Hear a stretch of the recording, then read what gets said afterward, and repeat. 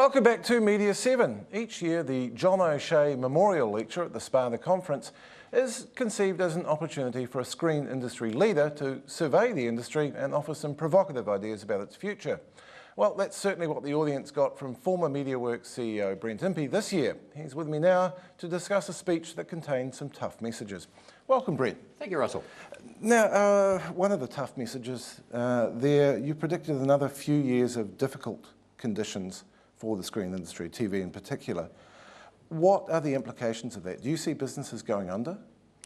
No, what I said was that looking forwards, that if you tie it in with the economy, it's going to be a slow recovery, and advertising is inextricably linked to economic fortune, which means that for screen producers and any other funders, not going to be able to rely on advertising growth to contribute towards making local content. And it sounds like from what the Minister said, no one's going to be able to rely on the growth in public funding either. Yes, that's right. And the message that I was giving was that if the economy is going to be sluggish, advertising is sluggish, the government's pressed because of fiscal restraints, then what are the solutions? And I tried to give a few. Which were?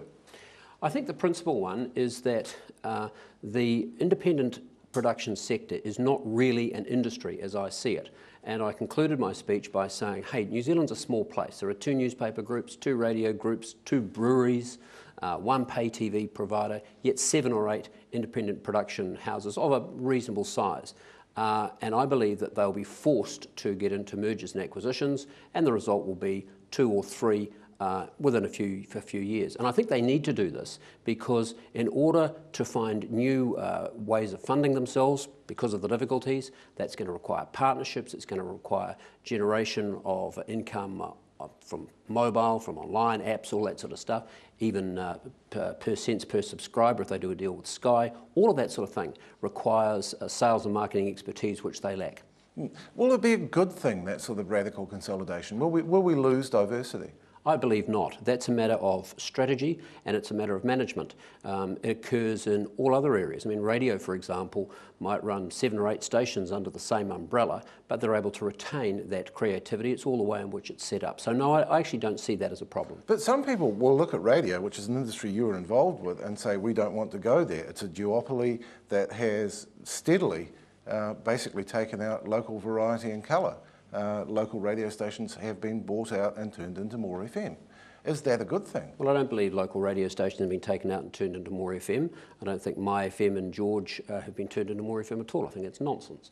But I don't see why the independent production industry is any different from any of the others. I mean, you could run the same argument about breweries. You could run the same about supermarkets. I mean, back in the old days, there they were, a little IGA on every corner. It's not the fact anymore. It's just reality, economic reality. Breweries also compete with boutique brands. There are the very small, one-stop boutique brands serving very, very small niches. Yes, that's a possibility, but that's not an industry, that's a cottage industry. The move towards niche content and audience niches is something you also mentioned. How does that square with the kind of consolidation you're talking about? Are we going to have 2 big independent producers making a wide variety of content? Yes. There'll be, documentaries, children's, comedy, etc. Yes, very much so. How big will those producers be? Where will they be based? Will they be based in Auckland? I don't think that's necessarily the case. They can be based. I don't think location is the issue. It's not the issue is one of economics and what resources they need to be able to attract the funding which is necessary to run their businesses. That's the key issue. It's not whether they're based in Wellington or Queenstown or wherever. Probably the most controversial thing you said, and you named a couple of programs, was when you advanced the view that the contestable funding, New Zealand on-air funding, shouldn't go to small programs with small audiences like Praise Be or Asia Down Under. It should go to programs that reach mass audiences. But isn't that one of the things we expect public broadcasting to do, is to serve niche audiences? Well, I think in the question you've shown the confusion which exists. You talk about contestable funding in public broadcasting and minority programming. You've got to split them out. Let's start with the taxpayer. The taxpayer puts a lot of money into New Zealand On Air, and it is only fair that the taxpayer gets a return from the money that it puts in. Now, in every other area of government funding, there's increasing accountability required. So where we have a situation where there is competing competition for contestable funding, surely success, rating success, commercial success should become part of it. And my criticism of the New Zealand On Air execution, not the model. I'm a big fan of the model. In fact, I was heavily involved in that when it was set up all those years ago, is the 50% off-peak, 50% peak. And I don't think that's a fair return for the taxpayer. You know, take a religious program. You know, New Zealand has changed a lot in the last 20 years. Immigration's come in. There are many different types of religion. So why should one style of religion get public funding and another doesn't? It's that sort of issue. Well, let's take another example, the disability program Attitude. No one is going to be able to make that on a commercial basis. It's just not that sort of program. The only way that that audience can be served is via the current system. Yes, would you really take that show off there? You see that, again, you confuse the question between contestable funding and public service.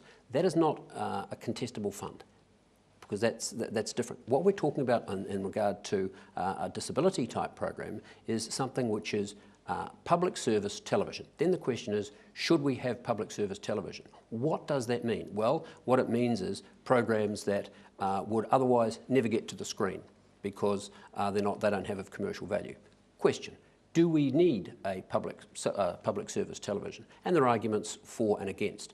But if we do argue that there is, that's where the money should come from. And I don't think there is any other option in New Zealand other than for the government to fund public service, whether it's Radio New Zealand or whether it's TVNZ7, or really if it comes back to MTS as well. Another criticism you had for the government, essentially, was related to the Broadcasting Standards Authority, which does seem to have taken a tilt towards the morally conservative. Why do you think that's happened? I think it comes down to personnel. The BSA over the years has gone one way, gone another, and I thought it was opportune to make a statement that I believe the BSA is heading towards the conservative side of morality. I think that's a concern for the creative industry, and I gave a couple of examples of decisions which I believe are taking us backwards instead of taking us forwards. The Minister just finally gave us the guarantee again that there are no plans to sell TVNZ. If you were making that decision, what would you do? Well, I'm not. I think that's for the government. The government's the shareholder. It should make up its mind. So that's not my argument. My argument is that if you create a public service television, let's call that TVNZ7, and then the balance of TVNZ, the majority of TVNZ is a commercial focus with commercial goals, then I can't see any valid reason why some of that shareholding couldn't, say, be floated like the Air New Zealand model, and with the government retaining a majority shareholding. But that, I re-emphasise, that decision is for the government as the shareholder to make, not for anybody else. And that's a decision, just finally, that is made possible by the kind of separation between commercial and public service activities that the Minister talked about. Yes, but I don't think that's the driver. I think the driver for splitting is to give a focus. I mean, we've tried everything. A mixed funding model, charter. I mean, if you go back on the history of television here, say even go back into the 80s to the old BCNZ days, or the various experiments of 1 and 2 and public funding and direct funding, all this sort of thing, none of it has really worked because there's always been a dissatisfaction on both the commercial side and the public service side that it hasn't worked, and it's never going to work. So let's address that issue. I think that's the key. Thank you, Brendanby. It has indeed been provocative. Cultural commentaries on the role of women on screen often require a degree of decoding for public consumption. But there's one tool that boils it all down to a few simple rules. It's called the Bechdel test. Sarah Daniel explains. The Bechdel test assesses female presence in a movie. To pass, a movie must meet these criteria. 1. It has at least 2 named female characters. 2. Who talk to each other. Great, now we're gonna have to clean that up too. 3. About something other than a man. Conan the Destroyer passes. So does Sunshine Cleaning. None of the Lord of the Rings films pass. Neither does Black Sheep, or Boy, or vertical limit. They are failures according to the Bechdel test, films with chicks who don't talk to each other. What does it all mean? Who better to ask than scriptwriter Rachel Lang, and where better to ask it than that female bastion, the beauty parlour? So Rachel, what do you make of the Bechdel test? Do you think it has any relevance? I think it's quite funny to look at movies in that context, and it's good, and it is kind of an eye-opener to think about it in that way. But then also you have to start thinking about what passes and fails, and the whole idea of two women talking to each other about something that's not to do with a man. Yes, that's a good idea, but what they're talking about is rubbish. But it's also quite interesting to look at it because there are some very good films that failed. For example, Toy Story failed, and I think that's a great film. For example, Boy, which definitely failed. But the interests of the film were something else. So you can't impose this rule on everything. So when you approach a character, do you have an intellectual construct at all? Do you have your own Bechdel test? I'm very interested in subverting stereotypes, I suppose. I mean, if you look at a character like Pascal on Outrageous Fortune, who wanted to be a model and wanted to be famous, she is so much more than that, and so much more interesting than that, and has become so through the series. So it's not based on strident feminism, I suppose. It's interest in people. Is it harder to write a non-stereotypical female character than it is to write a male one? No. I think there are pitfalls and traps in both. It's about working out who the character is and what their function is within the drama. That will kind of determine who they are, and sometimes those stereotypes are quite useful. I mean, This Is Not My Life, in a way, played with roles and stereotypes, and yet one of the things that was really fun about that show was revealing layers to the characters. Like, Callie was a housewife who wanted to be a housewife, but in fact had a different kind of backstory and was more complicated than she appeared. So it's kind of fun taking a stereotype and then peeling the layers back. And what about Cheryl West, an outrageous stereotype? Would she pass the Bechdel test? She would do quite well, although she is very interested in men and very interested in sex, which I think is fair enough. She's also incredibly interested in her family, so a lot of her conversations are fighting with them. I mean, I think she is an interesting example of how women's roles have expanded.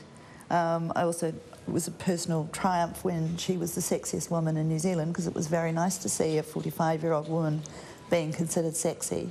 And even at the start of the show, I think there was some nervousness from TV3 about having a lead who was a woman in her 40s and who wasn't young and pretty. But they went with that, and I think the audience liked and recognised her, and it's been really successful. So, Rachel, is there anything that offends you? Sometimes it's the male roles that offend me as much as the female roles. All I can do is try and deal with it in my own work. I mean, once a thing is made, there's not much we can do about it except, I guess, vote with our feet and not go.